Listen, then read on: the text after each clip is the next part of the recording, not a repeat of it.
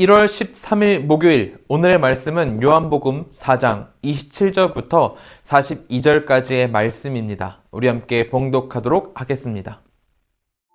이때에 제자들이 돌아와서 예수께서 여자와 말씀하시는 것을 이상히 여겼으나 무엇을 구하시나이까? 어찌하여 그와 말씀하시나이까? 묻는 자가 없더라. 여자가 물동이를 버려두고 동네로 들어가서 사람들에게 이르되 내가 행한 모든 일을 내게 말한 사람을 와서 보라. 이는 그리스도가 아니냐 하니 그들이 동네에서 나와 예수께로 오더라. 그 사이에 제자들이 청하여 이르되 랍비여 잡수소서. 이르시되 내게는 너희가 알지 못하는 먹을 양식이 있느니라. 제자들이 서로 말하되 누가 잡수실 것을 갖다 드렸는가 하니 예수께서 이르시되 나의 양식은 나를 보내신 이의 뜻을 행하며 그의 일을 온전히 이루는 이것이니라.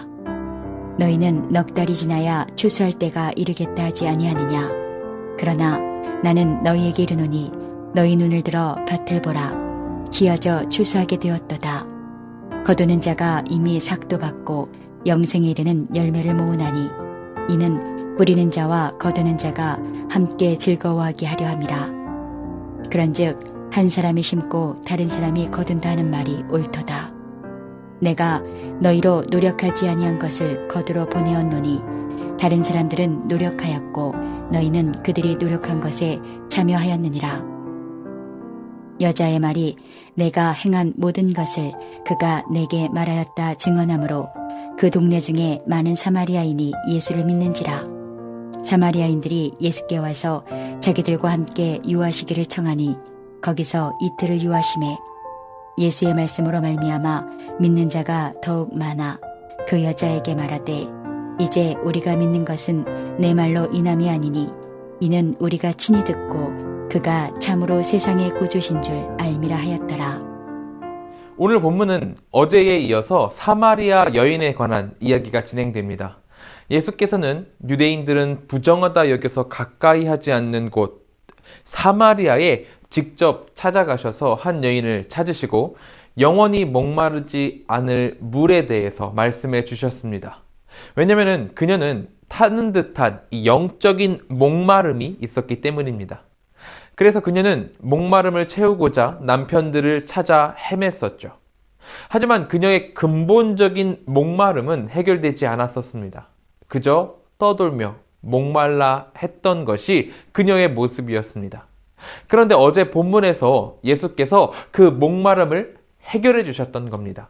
사마리아에 나타나셔서 진리를, 예수 그리스도를 그녀 앞에 보이심으로 사마리아 여인은 마르지 않는 샘을 얻게 된 거죠. 오늘 본문은 이렇게 귀한 이적이 일어나는 상황에서 시작이 되고 있습니다. 예수님의 복음이 유대인을 넘어서 사마리아에 닿고 이제 더 멀리 퍼져나갈 것을 기대할 수 있는 엄청난 내용을 담고 있었죠. 그리고 이제 한편으로 먹을 것을 구하러 갔던 제자들이 예수님께로 돌아오는 장면이 시작되고 있습니다. 제자들이 예수님과 여인의 상황을 살펴보다가 어떤 반응을 보였는지가 나오고 있죠. 27절은 그것을 잘 나타내고 있습니다. 27절입니다. 이때의 제자들이 돌아와서 예수께서 여자와 말씀하시는 것을 이상히 여겼으나 무엇을 구하시나이까? 어찌하여 그와 말씀하시나이까? 묻는 자가 없더라. 제자들이 먹을 것을 구하여 예수께로 돌아왔습니다. 그런데 웬 여자가 예수님과 함께 있는 거예요. 일반적으로 스승님과 어떤 여자가 같이 있다면 누구든지 그가 누구인지를 궁금해했을 겁니다. 이상하게 여겼더라면 이게 무슨 상황인지를 예수님께 물었었겠죠.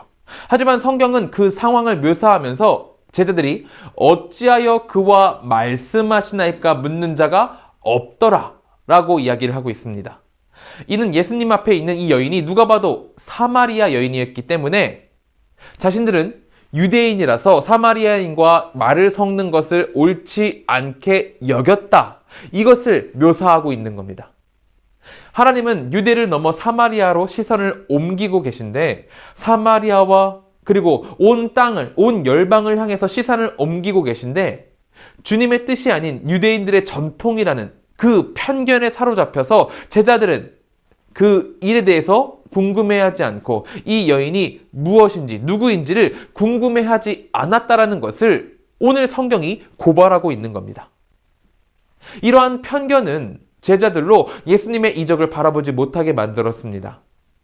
제자들은 이 상황이 어찌 되었으며 어떤 놀라운 사건이 지금 벌어지고 있는지를 그것을 궁금해하고 묻는 대신에 31절을 통해 이렇게 말을 하죠.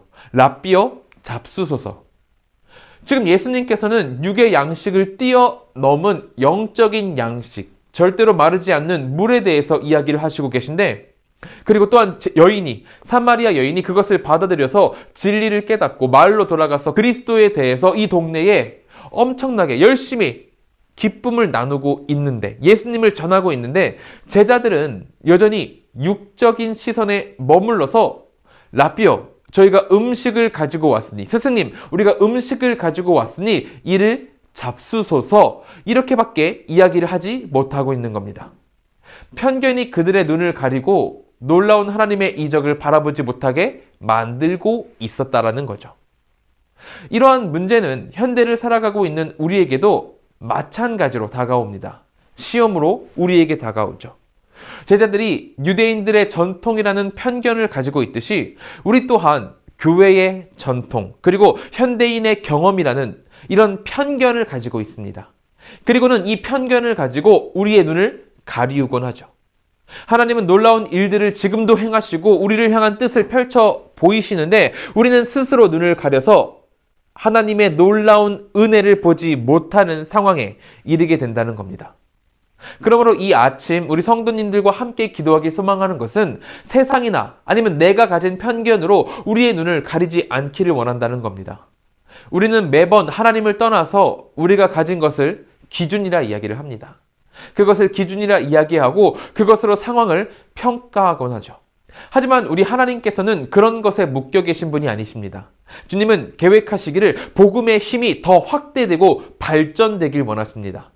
아무도 들여다보지 않았던 사마리아에 찾아가셔서 복음을 전하실 정도로 예수님의 시선은 유대와 사마리아, 그리고 그것을 넘어 온 세계로 뻗어 있으십니다. 그런데 그 놀라운 순간을 단순히 편견으로 놓쳐버린 이 제자들의 모습이 참으로 안타깝다는 말을 하고 있는 겁니다. 그렇기에 우리 한가람교회 모든 식구들은 이것을 기억하고 하나님의 놀라운 일하심을 놓치지 않기를 바라는 거죠. 하나님과 동행하고 주님의 일하심을 바라보는 것, 그것이 이 세상에서 물질적인 풍요로움을 즐기는 것보다 훨씬 가치 있고 의미 있는 일이라는 겁니다. 이것을 기억하고 주님의 일하심을 바라보는 우리 모두가 되기를 바랍니다. 예수께서도 이것이 하나님의 뜻이며 가치 있는 일임을 아셨고 사람들에게 알려주고 싶으셨습니다. 그래서 32절을 통해서 이렇게 말씀을 하시죠. 이르시되 내게는 너희가 알지 못하는 먹을 양식이 있느니라. 제자들이 이적을 바라보지 못하고 소화되면 없어져 버릴 이 육의 양식을 가져다가 예수님께 드리면서 선생님 드시옵소서라고 말을 하자 예수님은 그들을 이끌어서 한 단계 높은 단계로 인도하시면서 뭐라고 말씀을 하시냐면 내게는 너희가 알지 못하는 먹을 양식이 있단다라고 대답을 주십니다. 이는 예수께서 사람이 구원받는 일을 가장 중요한 일, 가장 만족스러운 일로 여기신다는 것을 나타내고 있습니다.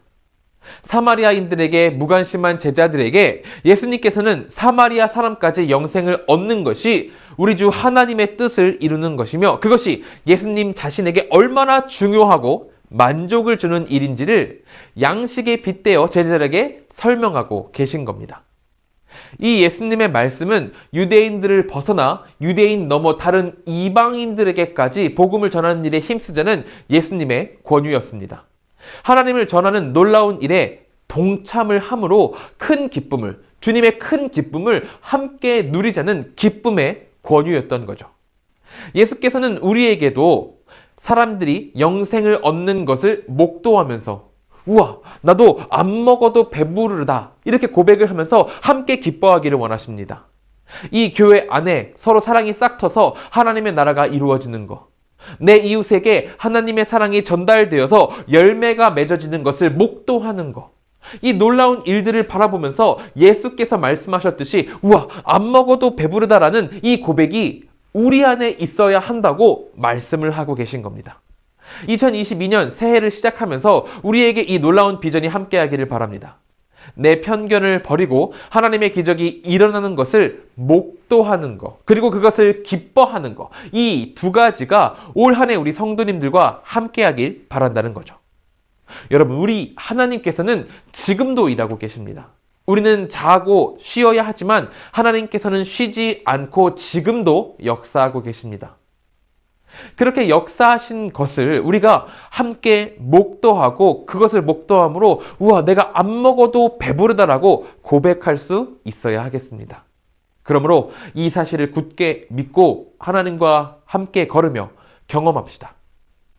그렇게 우리가 경험할 때 이곳에 주님의 나라가 임하게 될 것입니다.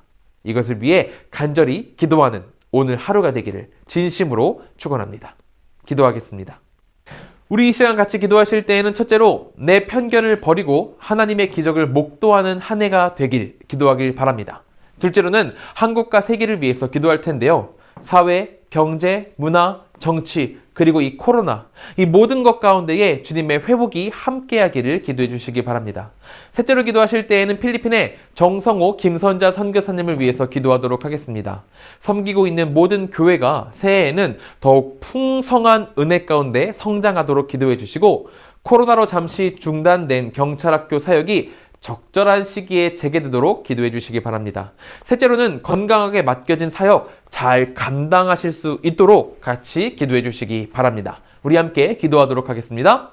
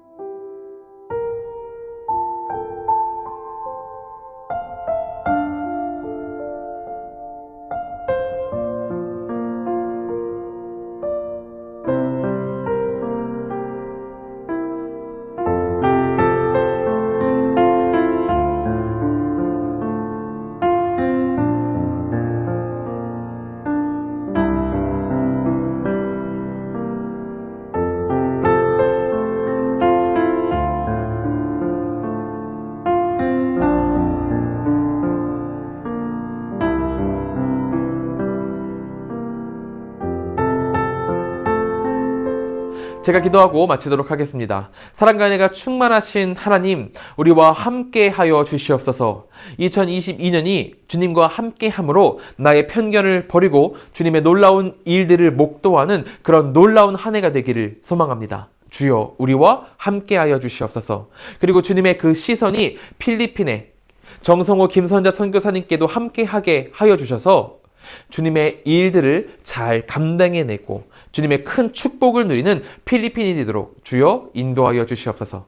이제 우리 성도님들 모든 예배를 마치고 아침 묵상을 마치고 삶으로 나아갑니다. 그 모든 발걸음 가운데 주님께서 함께 하시기를 소망하오니 주여 붙들어 주시옵소서. 언제나 우리 주님께서 함께 하실 것을 믿으며 예수님의 이름으로 기도드립니다. 아멘.